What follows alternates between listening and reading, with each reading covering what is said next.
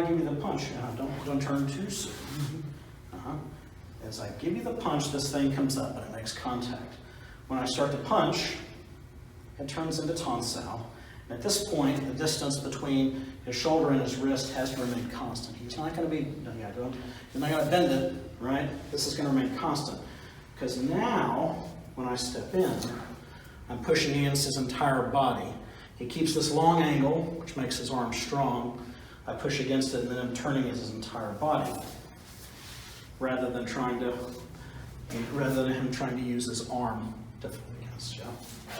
So, as long as he keeps a direct line between his elbow, his wrist, and his fingers, and my axis, as long as he keeps that straight, everything works out. And when I step in, he will turn, and he'll stop when his wrist is right here in front of his middle, just like in the form, right?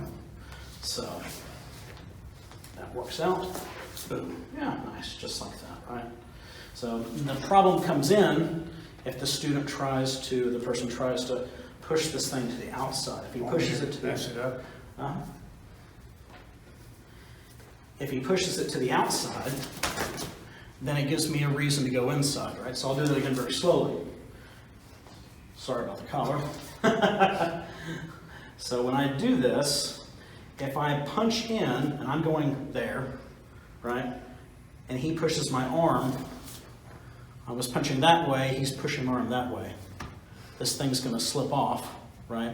Or as it's slipping off, I can just turn and I can do something else.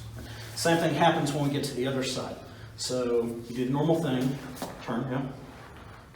When I do the next part of it, and you do the defense and the step, go ahead.